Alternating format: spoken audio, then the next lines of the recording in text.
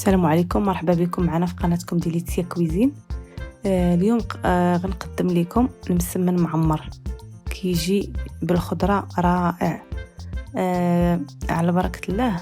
لاعداد هذه الوصفه غنحتاجوا للعناصر التاليه: غنحتاجوا بصله، الفلفله صفراء حمراء وخضراء، الربيع المعدنوس، مركز الطماطم، طون، ملح، ابزار، سكينجبير، فلفل احمر، خرقوم العود، السودانيه اولا الهريسه. نقدروا نديروا حتى الكمون اللي توفر عنده يدير الكمون. غناخذوا المقله وغنديروا فيها الزيت، وغدا نديروا البصله ديالنا باش بدات تشحر، نشعلوا عليها البوطه، نديروا الملحه والابزار، نصف ملعقه ابزار، نصف ملعقه سكينجبير، نصف ملعقه خرقوم العود وفلفل احمر. وكنديروا السودانيه اللي ما توفرتش عندكم السودانيه تقدروا تعوضوها بالهريسه. الهريسه كتواتى مع البصله والثوم. كدرت 2 معالق كبار ديال مركز الطماطم، فهي كتعطيها واحد اللون وحتى المذاق. وكنضيفوا في الاخر الفلفل وهو المعدنوس، كنديروا داك الفلفل والمعدنوس صافي، تنخلطوا هاد العناصر حتى كتنسجم مع بعضياتها. نزيدوا في البوطه، ما تنخليوش البوطه ناقصه باش ما كتطلقش لنا داك الماء داك الخضره، تنخليوها العافيه متوسطه صافي. كنقابلوها كنحركوها هكايا حتى كتوجد، حتى كتشحر عاد كنزيدوا عليها الطون يستحسن نديرو في الاخير، من طيبوش لانه تيكون طيب، ولا طيبناه تيفقد داك الرائحه ديالو حتى المذاق. يستحسن حتى كيطيب عندي الحشوه عاد كنرميه، غير كيسخن فست من داك الخليط صافي، وكنطفي عليه البوطه.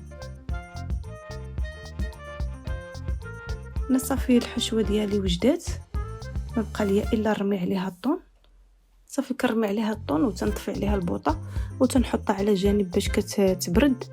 في هذا الاثناء كندوز نوجد العجينه ديال المسمن. كناخذ واحد القصريه وتنغربل فيها الدقيق، كندير الفورس والقمح. فبالنسبه للكميه، الا خديت زلافه ديال القمح اولا خديت 2 زلافات ديال القمح، غندير 3 ديال الفورس. دائما كنزيدوا الكميه، دائما كنغلبوا الفورس على القمح. يستحسن تكون الدقيق من النوع الممتاز باش كيجينا داك المسمن منفوخ ومفشفش بحال الشكل ديال الشفنج. كنديروا واحد الحفره في الوسط وكنحطوا فيها الخميره وتنخوي عليها الماء باش كندوبوا الخميره هي الاولى، عاد كنجمعوا الخليط. بطبيعه الحال درت الملحه باش ما نساوهاش صافي. من بعد ما كندوب الخميره عاد كنجمع الخليط ديالي، والقوام ديال العجينه خاصو يبقى شويه مرخوف، ما نديروش العجينه قاصحه، باش قد ما كتكون مرخوفه قد ما كتكون كتجي مفشفشه.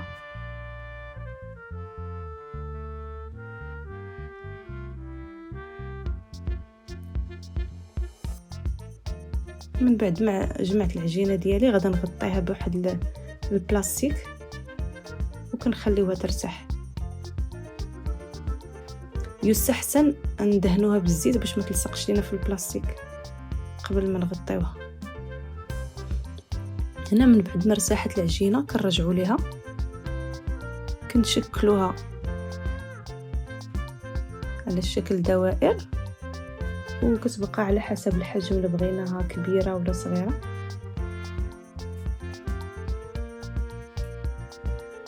تبقى على حسب الذوق.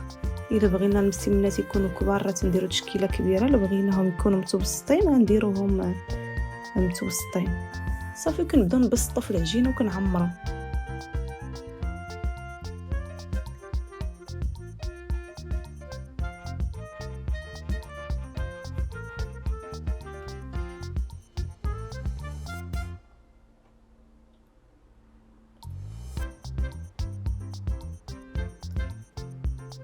فهاد العماره كتجي زوينه.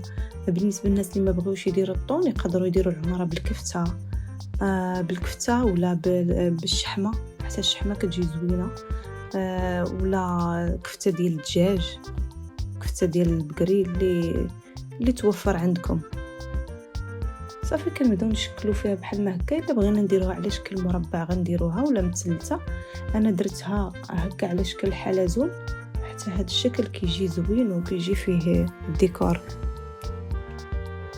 كنبرمها العجينه، كنبرمها كامله وكنحاول نسدها من الجنيبات باش ما تخرجش ليا الحشوه. كنلولبها وتنحطها في اللاطه فرشت ليها الكعك. الا كانت عندكم الطاوه ما تتلصقش تقدروا تدهنوها غير بالزيت وتحطوها.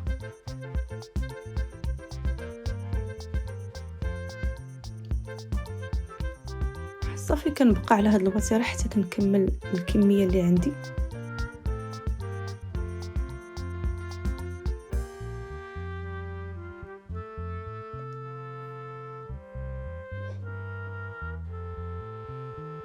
كنشعل عليه البوطه، عفوا الفرن. كنشعل الفرن يسخن تقريبا، كنديرها في درجه الحراره تكون شويه عاليه.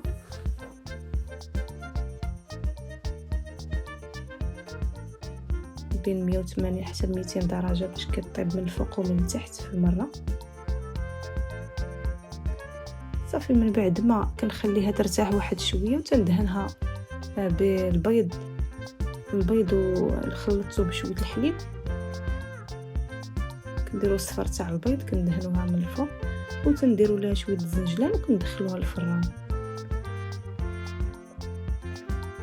دغيا تيوجدوا تياخذوش بزاف تاع الوقت وكيجيو رائعين. هذا هو الشكل ديالهم ملي كيخرجوا من الفران. وصلنا لنهايه الحلقه. هذا هو الشكل النهائي ديال الطبق تاع اليوم. كنتمنى انه ينال الاعجاب ديالكم، ولا عجبكم ما تنساوناش من التعاليق ولا لايك والدعوات ديالكم. ودمتم في رعايه الله.